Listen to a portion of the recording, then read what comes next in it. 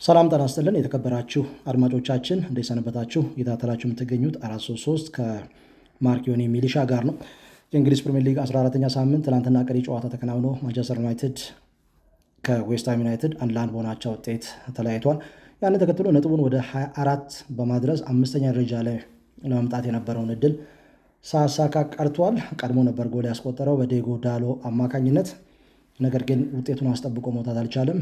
በዚህ ውድድር ዘመን ለሶስተኛ ጊዜ እየመራ ማግኘት ከነበረበት 9 ነጥብ 6ቱን ጥሎ 3ቱን ብቻ አሳክቷል። ሁለቱን ከሜዳ ውጪ አንዱን በሜዳው። ይህ ደግሞ የማንቸስተር ዩናይትድን ጉዞ ግራ አጋቢ አድርጎታል። ባለፈው ሳምንት ከኤቨርተን ጋር ባደረገው ጨዋታ በሜዳው 12ኛው ደቂቃ ላይ ኢድሪሳ ጋና ገይ በቀይ ካርድ ከሜዳ ወጥቶ አጋጣሚውን መጠቀም አልቻለም። 1-2 በሆነ ውጤት ተሸንፏል። በሴልኸርስት ፓርክ ይሸነፋል ተብሎ በተገመተው ጨዋታ ደግሞ ከመመራት ተነስቶ 2-1 በሆነ ውጤት አሸንፏል። ትናንትና ደግሞ ዌስትሃም ዩናይትድን ያሸንፋል ተብሎ ሲጠበቅ እየመራ ማሸነፍ የሚችለውን ጨዋታ አቻ ተለያይቶ ነጥቡን 22 አድርሷል።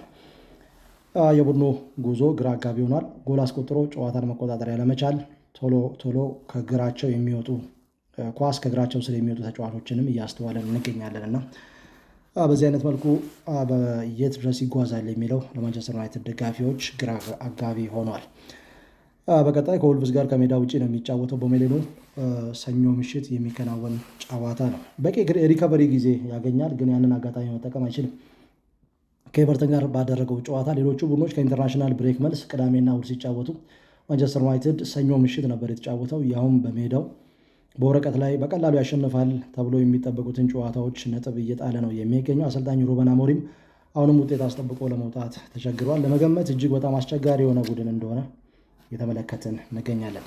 ሚሊሻ ማንቸስተር ዩናይትድ እና ወጥ የሆነ አቋም የማሳየት ችግር እየመራ ነጥብ ይመጣል ጉዳይ ትናንትናም በተመሳሳይ ቀጥሏል። በተመሳሳይ መልኩ ነው የማንቸስተር ዩናይትድ ጉዞን እየተመለከትን ያለ ነው። ካለፉት 5 ተከታታይ ጨዋታዎች አንድም ጨዋታ ማሸነፍ አልቻለም። በአራቱ አቻ ተለያይቶ በአንዱ ተሸንፈዋል። እንግዲህ እነዚህን 5 ተከታታይ ጨዋታዎች ማሸነፍ ቢችል ኖሮ በደረጃ ሰንጠረዡ በደንብ መፎካከር ወይም ደግሞ የቶፕ 5 ጉዳዩን እርግጠኛ መሆን የሚችልበት እድል ይገጥመው ነበር። ትናንትና አሰልጣኙ እንግዲህ ጎል ካስቆጠሩ በኋላ ጎል ከማስቆጠራቸውን በፊት ያደረጓቸው ቅያሬዎች በሙሉ የቡድኑ መከላከል ትኩረት ያደረጉ ቅያሬዎች ናቸው።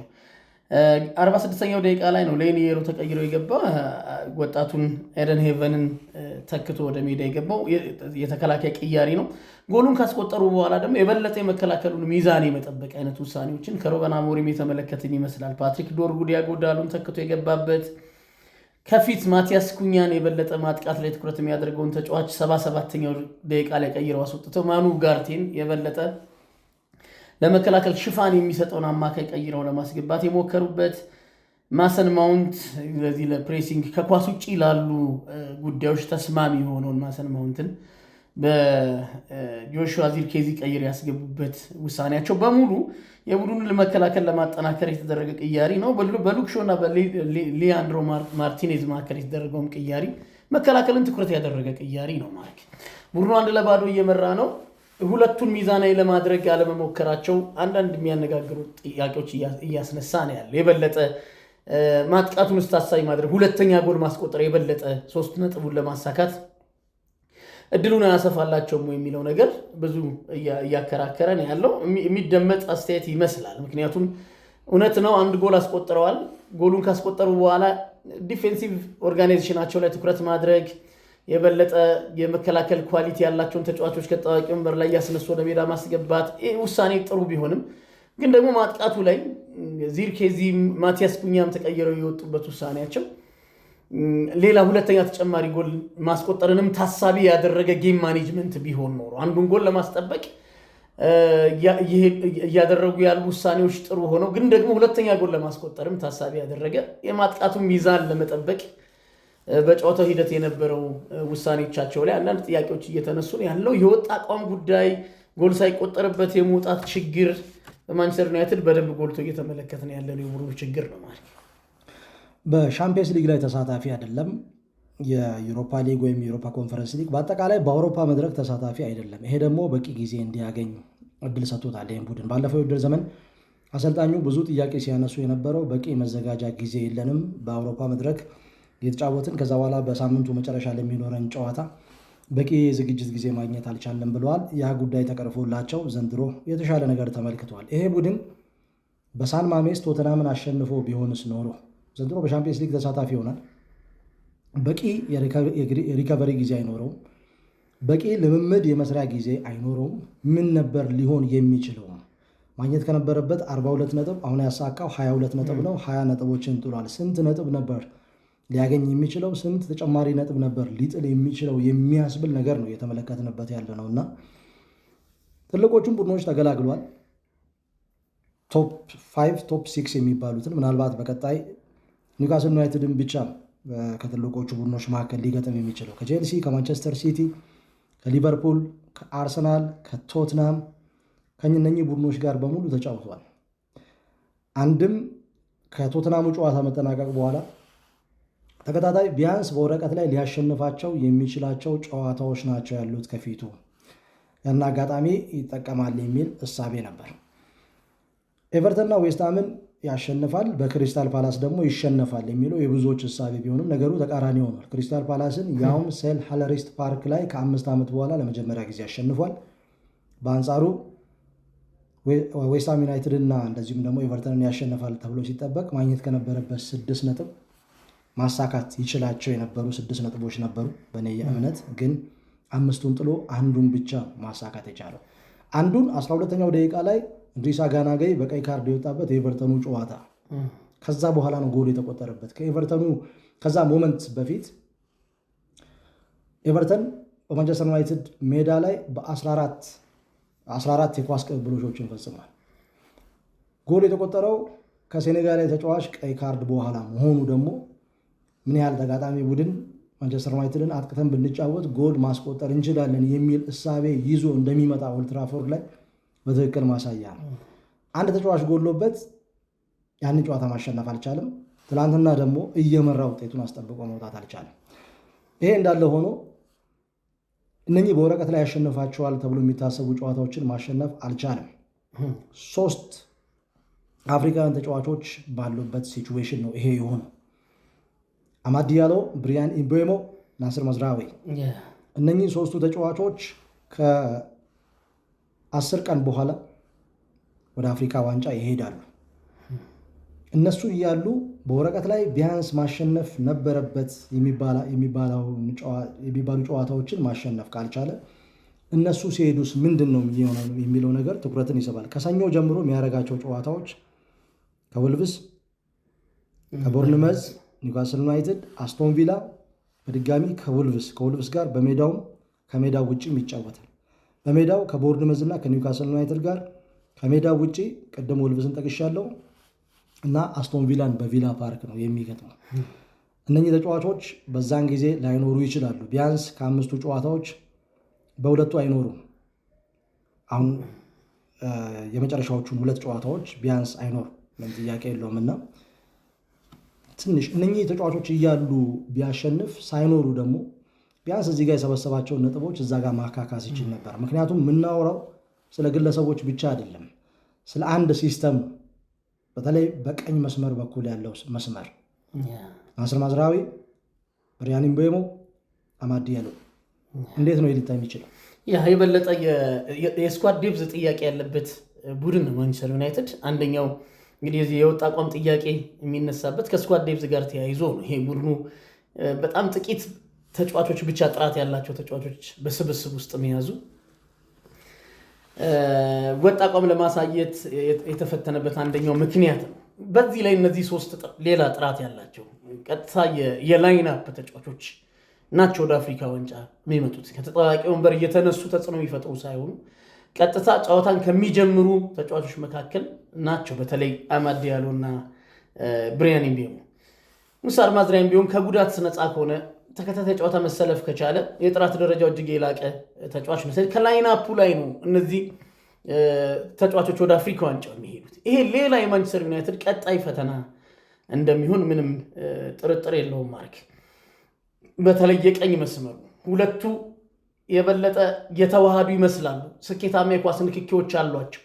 የጎል ዕድል ለመፍጠር የበለጠ የማንቸስተር ዩናይትድ ከግራው ሳይድ ይልቅ ከቀኙ የሚነሳው እንቅስቃሴ የበለጠ አደገኛ ጎል እያስቆጠረ ነው ብሪያን ምቤሞ ምናልባት በዚህ ተከታታይ ጨዋታ ጎል ማስቆጠር ባይችልም እነዚህን ሁለት ተጫዋቾች ማጣት ሲደመር ሙሳ ማዝራዊ ለማንቸስተር ዩናይትድ ቀጣይ ጨዋታዎች የበለጠ ሌላ ፈተና ይዞ እንደሚመጣ ምንም ጥርጥር የለውም።